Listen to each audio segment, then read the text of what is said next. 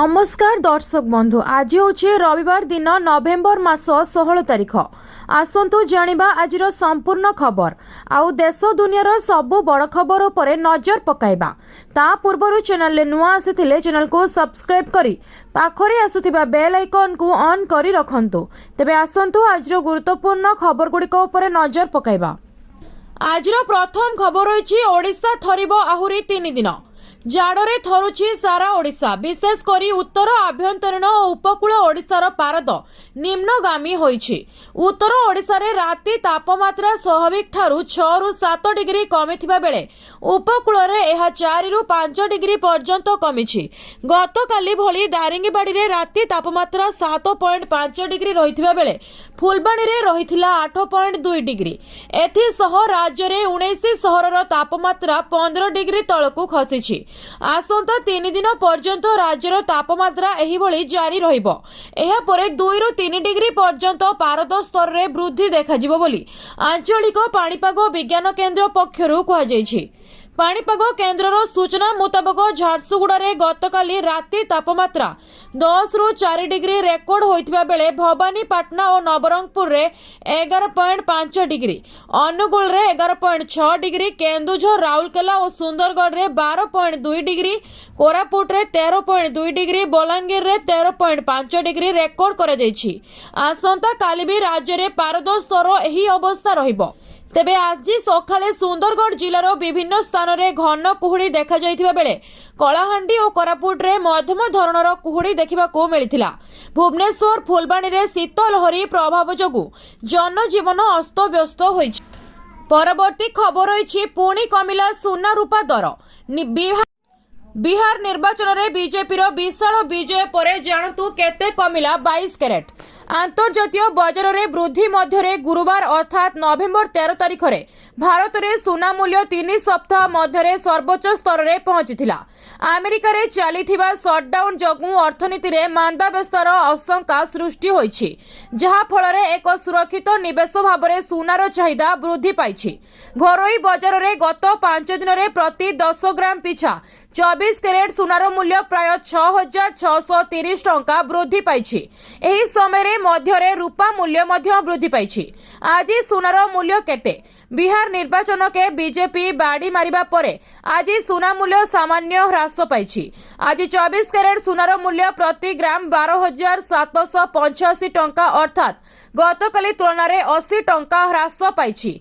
22 carat सुनार मूल्य प्रति ग्राम 11,720 टंका अर्थात गुरुवार तुलन में 70 टंका ह्रास पाइछि। 18 कैरेट सुनार मूल्य प्रति ग्राम 9,589 पूर्व दिन तुलन में 58 टंका ह्रास पाइछि। तेणु 10 ग्राम मूल्य आधार में 24 कैरेट सुनार मूल्य प्रति 10 ग्राम 800 टंका ह्रास। 22 एवं 18 कैरेट सुनार मूल्य यथाक्रमे 700 एवं 580 टंका ह्रास पाइछि। परवर्ती खबर रही 8th पे कमिशन। रिटायर्ड सरकारी कर्मी को बढ़िबनी डीए, वेतन कमिशन लबी मिलिबनी लाभ, सरकार देले जवाब। वर्तमान व्हाट्सएप समेत विभिन्न सोशल मीडिया एप्स रे एक वार्ता भाइराल होउछि, जेउथिरे दाबी करा जायछि जे आर्थिक आईन 2025 अवसर प्राप्त सरकारी कर्मचारी पई महंगा भत्ता बा डीए वृद्धि एवं वेतन कमिशन लाभ को बंद करदेबो। एही दाबी निसंदेह रे लक्ष लक्ष पेंशन भोगी को चिंतित करिछि।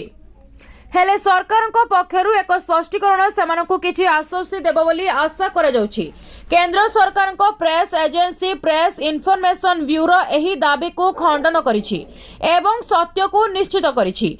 एहा लोकंकु एपरि भ्रामक वार्ता उपरे विश्वास न करिबाकू एवं शेयर करिबा पूर्वरु अधिकार प्राप्त उत्स सहित एहार सत्यता जांच करिबाकू मध्य पीआईबी करिथिला दाबीर तदंत।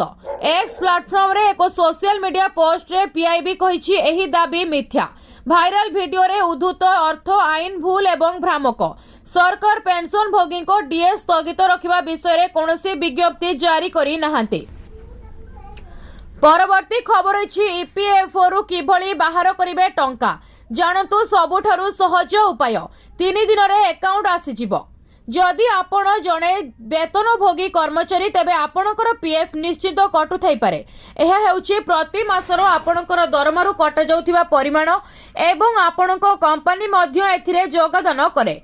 यह एक प्रकार संचय जहा आवश्यकता समय रे काम रे आसी पारे। ईपीएफओ रु टंका उठाइबा एबे बहुत सहज होई जाइछि। पूर्वरु पीएफ उठाइबा पई अनेक थरो कार्यालय को जिबा एवं फॉर्म पूर्ण करिबा एवं तापरे सप्ताह अपेक्षा करिबाकू पड़ुथिला, किंतु वर्तमान आपणकर मोबाइल किंबा लैपटॉप रे केवल किछि क्लिक सहित टंका केवल 3 दिन मध्यरे आपणक बैंक अकाउंट को स्थानांतर करा जाई परिबो। जदि आपणकर चाकरी छाड़ी दैछंती नूतन अकाउंट रे जोग देबा पई समय आवश्यक करूछंती किंबा जरूरीकालीन परिस्थिति टंका आवश्यक करूछंती तेबे ईपीएफओ रो ऑनलाइन सुविधा बहुत उपयोगी हेबो।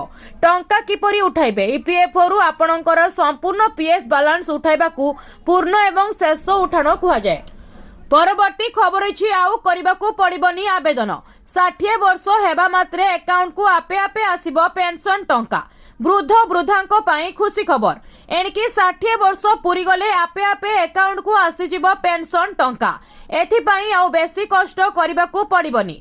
हां आज्ञा, उत्तर प्रदेश सरकार राज्यर लोकंको पाई अनेक योजना चलांती। एथि मध्यरु किछि योजना विशेष भाबरे वृद्धंको पाई। संप्रति उत्तर प्रदेश सरकार राज्यर वृद्धंको पाई एक गुरुत्वपूर्ण निष्पत्ति नैछंती। एबे सही परी एक योजना वृद्धंको पाई जहा द्वारा सेमाने 60 वर्ष बयस रे पहुंचीबा परे पेंशन पाइबा आरंभ करिवे। एथिपाई वृद्ध मानकू आउ पृथक भाबरे आवेदन करिबाकू पड़िबो नाही। एही सुविधा एक परिवार एक परिचय बा परिवार परिचय व्यवस्था अधीन रे जोगाई दिया जिवो। एहा स्वयंचालित भाबरे योग्य नागरिक मानकू चिन्हट करिबो एवं सम्मति परे पेंशन सीधासळख सेमानक बैंक अकाउंट को स्थानांतरित हेबो। वर्तमान राज्यर 6.75 नियुत वृद्ध एही योजना रु उपकृत हेउछंती। परवर्ती खबर अछि एलपीजी जोगाण सुव्यवस्थित पाई बैठक। राज्य रे एलपीजी सिलिंडर खाउटी मानकू सुविधा रे और ठिकणा समय रे पहुंचाइबा उपरे खाद्य जोगाण और खाउटी कल्याण विभाग गुरुत्व रूप करिछि। एही मर्म रे खाद्य जोगाण और खाउटी कल्याण विभाग प्रमुख शासन सचिव संजय कुमार सिंह को अध्यक्षता रे गैस कंपनी रो प्रतिनिधि मानक सह एक बैठक अनुष्ठित होई जाइछि। राज्य रे जोगाण श्रृंखला को स्थिर रहिबा सह खाउटी मानक स्वार्थ को अग्राधिकार देबा पई से प्रतिनिधि मानकू परामर्श देथिले। राज्य रे विभिन्न स्थान रे 5 केजी सिलिंडर बिना सुरक्षा गारंटी रे विक्रय होतिबा सरकार को दृष्टि को आसीथिबारु एहा उपरे त्वरित पदक्षेप ग्रहण करिबाकू से विभागीय अधिकारी मानकू निर्देश दैछंती। नियमित व्यवधान रे गैस सिलिंडर कला बजारी करुथिबा असाधु व्यवसायी को उपरे चढ़ाऊ करी दृढ़ कार्यानुष्ठान को नेबाकू से कहिथिले।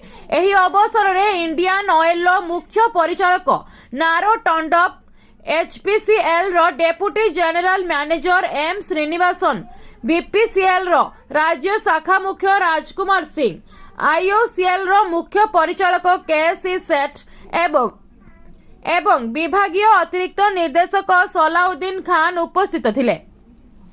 परवर्ती खबर अछि एसबीआई देला बड़ झटका। 1 डिसेम्बर रु बंद होइजिबो एही सेवा। प्रभावित हेबो आपणक बैंकिंग काम। देशर सर्वबृहत सरकारी बैंक भारतीय स्टेट बैंक बा एसबीआई कोटी कोटी ग्राहकों पई एक गुरुत्वपूर्ण घोषणा करिछि। डिजिटल पेमेंट सिस्टम उपरे बढ़ुथिबा निर्भरशीलता मध्यरे एसबीआई एहारो लोकप्रिय एम कैश फीचर को बंद करबा को निष्पत्ति नैछि। एक स्पष्टीकरण जारी करी कहिछि जे 30 नवेम्बर 2025 परे ऑनलाइन एसबीआई एवं योनो लाइट रे एम कैश पठाइबा एवं दाबी करिवार सुविधा उपलब्ध नाही। एहार अर्थ हेउछि डिसेम्बर 1, 2025 रु एही सेवा सबुदिन पई बंद होइजिबो। जदि आपण एही फीचर व्यवहार करंती तेबे आगामी दिन रे आपणकू आपणकर बैंकिंग कार्य रे परिवर्तन देखिबाकू पड़ी पारे। एम कैश कोन? एम कैश एक डिजिटल बा मोबाइल पेमेंट सेवा थिले जहा द्वारा व्यवहारकारी माने निज मोबाइल माध्यम रे टंका नेणदेण करि पारुथिले, ऑनलाइन किंबा ऑफलाइन पेमेंट करि पारुथिले, बिल देई पारुथिले एवं क्यूआर कोड स्कैन करी नेणदेण करि पारुथिले। परवर्ती खबर रही आज फास्टैग नियम रे बड़ परिवर्तन न मानिले देवाकू पड़िबो 2 गुणा टोल। राजपथ रे बारंबार यात्रा करुथिबा ड्राइवर माननको पई आज एक बहुत गुरुत्वपूर्ण दिन, कारण नवेम्बर 15 तारिख अर्थात आज ठारू केंद्र सरकार टोल टैक्स पेमेंट संबंधी नियम रे एक बड़ परिवर्तन लागू करिसेंती। सरकार दाबी करुछंती जे एही नूतन नियम केवल राजपथ ट्रैफिक को ह्रास करिबो नाही, बरं डिजिटल पेमेंट को प्रोत्साहित करी टोल व्यवस्था को अधिक स्वच्छ एवं द्रुत करिबो। तथापि जदि आपण नियम गुडी को बुझिबारे अवहेला करंती तेबे आपण को टोल प्लाजा रे 2 गुण टोल देबाकू पड़ी पारे। जदि आपण फास्टैग व्यवहार न करंती तेबे आपण को अधिक टोल देबाकू पड़िबो। सड़क परिवहन मंत्रालय 2008 मसिया रे निर्धारित हाईवे फी गठन को संशोधन करिछि। एहा अनुसार जदि जने ड्राइवर फास्टैग लोन ले एंट्री करंती किंतु तांकर फास्टैग स्कैन करिबारे विफल हुअंती किंबा सेमानको गाड़ी रे फास्टैग नाही, तेबे सेमानको पूर्व परी एक फ्लैट फी नियाजिबो नाही, बरं देय पद्धति उपरे निर्भर करी भिन्न भिन्न शुल्क देबाकू पड़िबो। परवर्ती खबर रही ओडिशार महिला मानक पई आसीछि खुशी खबर। सरकारी सुभद्रा योजना अंतर्गत चतुर्थ किस्ती राशि अति शीघ्र जमा हेबाकू जाउछि। सरकारी सूचना अनुसार प्रत्येक हिताधिकारी खाता को 10,000 टंका पर्यंत जमा करा जिवो। पूर्वरु 3टी किस्ती हिताधिकारी को दिया जायथिला एवं चतुर्थ किस्ती पई लक्षे लक्षे महिला अपेक्षा करिसेंती। अधिकारी कहिसेंती जे डायरेक्ट बेनिफिट ट्रांसफर माध्यम रे टंका सीधा सड़क हिताधिकारी बैंक खाता रे पहुंचबो, जहा द्वारा दुर्नीतिर संभावना कमिबो।